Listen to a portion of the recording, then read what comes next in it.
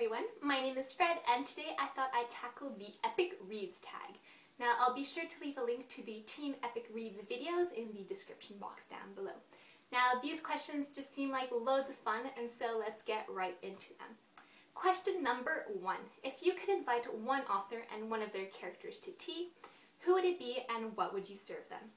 Now I think I would invite Cornelia Funke. She was an author that I admired a lot when I was younger. I read her Inkheart trilogy, I read The Thief Lord, The Dragon Rider, as well as Reckless. And I also had the opportunity to go to an event and meet Cornelia Funke, and she's just this lovely and charismatic person. Plus, anyone who could imagine and write a story about being able to read yourself into a book was practically my hero when I was a child. And I would absolutely love if that were actually possible. As for her character, I think I would invite Eleanor from the Inkheart trilogy. Now, Eleanor isn't one of the main characters, she's Maggie's great aunt, but she seems like someone who'd be fun to be around. She's this book lover extraordinaire, and she's also slightly obsessive about her books. I also like how she has this no-nonsense attitude.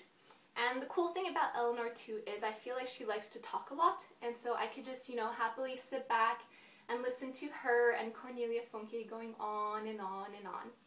And of course I would serve them my favorite blend of English breakfast tea along with some lovely homemade scones and jam. And so I think that, me, Eleanor, and Cornelia Funke, that would be a pretty cool tea party. I think so at least. Question number 2. Which book do you wish the author would write a prequel for? Now, this is the first thing that popped into my mind and I'm sticking with it. I would love to get a prequel to A Series of Unfortunate Events by Lemony Snicket from Count Olaf's point of view. Now, The Series of Unfortunate Events was probably my favorite series growing up, but the end, which coincidentally is the title of the last book, just left me so frustrated and I had so many questions that went unanswered. And so hopefully with a prequel I could at least, get an answer to a few of those. And also, Count Olaf, the villain, I mean, how awesome would it be to read all about him? I think that villains make some of the most interesting characters. And another thing is, we got this very brief moment of tenderness from Count Olaf at the end of the last book where he helped Beatrice deliver her baby, and I just want to know more about what that was about. It just seemed very, out of place for him. And so please, Lemony Snicket / Daniel Handler, make this happen. Like, I would love you even more if this were a thing. So please, thank you. Question number 3. Which 2 characters not from the same book do you think would make a good couple? Now, this was the hardest question to answer by far. I was looking through my entire bookshelf and, going through the characters lists, but obviously the main characters would pop up and I wasn't able to break up their relationship. And so then I tried thinking about the best friends or the side characters, but my brain just wasn't having it that day. It didn't want to, pair them up. And so right when I was about to give up, one character popped into my head. And that was Aiko from the Lunar Chronicles by Marissa Meyer. And so we know that Aiko is this little android who's very fun and sassy. And so then I started thinking about all the robots I knew who might get along with Aiko, and R2-D2 popped into my head from the Star Wars world by George Lucas. R2-D2, he's a robot, he's a little mischievous sometimes, and he also knows how to control ships. And so he'd have that in common with Aiko. But then wait. Even better, C-3PO. Now, I know that C-3PO has the complete opposite personality to Aiko, but he's able to talk. And so I was just imagining how funny their little bantering and arguments would be. And so, yeah, I know it's totally random, but Aiko and C-3PO, I think they would make a hilarious and amusing pair to read about. So, yes, that's my answer, and I'll stick with it. Question number 4. If you ran into your favorite author on the subway and could say only one sentence to them, who would it be and what would you say? Now, I don't know who my favorite top #1 author is. I know I'm a little indecisive in this tag today, but if I met any author that I liked on the subway and assuming I could, pluck up enough courage to go up to them and say something, I think I would just say thank you.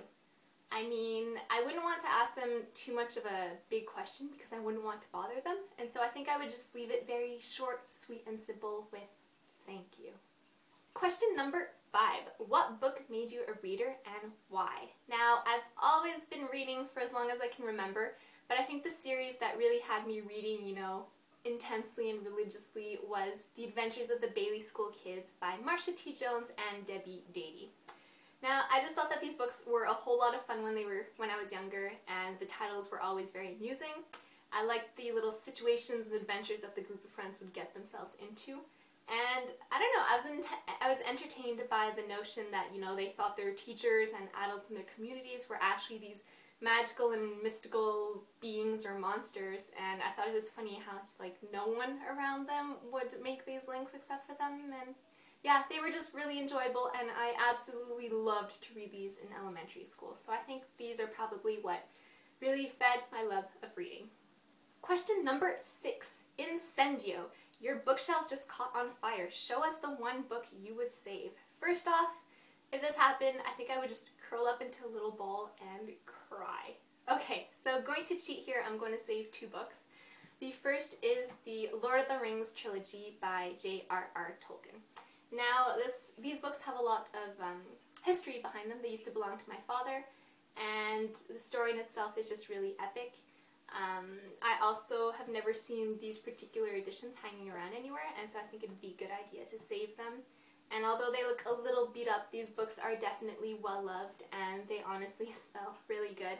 And it always amuses me how they only cost 95 cents because you cannot find books for that price nowadays. So yeah, I'd save these just because of their sentimental value. And the second book that I would save is The Lion, the Witch, and the Wardrobe by C.S. Lewis. Once again, this has a lot of sentimental value. It belonged to my mother, and she was actually trying to improve and teach herself English with this book. And so it's full of her little notes and her handwriting. And so I would save these books just because I wouldn't be able to replace them in a fire. So that's my answer for that. Question number 7. Which dystopian world would you want to live in if you had to? If I absolutely had to choose, I guess maybe I would say The Host by Stephanie Meyer. I don't even know if this is considered dystopian, but I mean, life in the caves doesn't seem to suck too badly, and I think I'd definitely be one of the human survivors. Or if I wasn't, I would at least want to be, one of the resistant hosts, like Melanie and the Annoying Seeker. Plus, at the end of the book, things sort of do seem to be looking up for humanity, and so if I had to choose, I guess I would just stick with this. And question number 8. What is your most epic read of all time? Ooh, so many books to choose from. For this, I think I will just say the complete Harry Potter series by J.K. Rowling, only because I read this just recently and it definitely deserves all the praise that it gets. It's wonderful, it's amazing, it's fantastic, it's superb, and just all other, you know, adjectives you can use to describe this. And so I think this would be my most epic read. Plus it's fun because I got to just marathon through the whole thing with no breaks. So yeah, Harry Potter. And since I'm completely uncoordinated, I decided I would make my books do the shimmy for this tag because, you know, that's not weird in any way, so shimmy time! Okay, so that was all for my Epic Reads book tag. If you've done this tag, do leave a link in the comments below because I think these are so much fun to watch, or feel free to answer the questions in the comments below as well. As always, thank you so much for watching, and I'll see you with another video soon. Bye!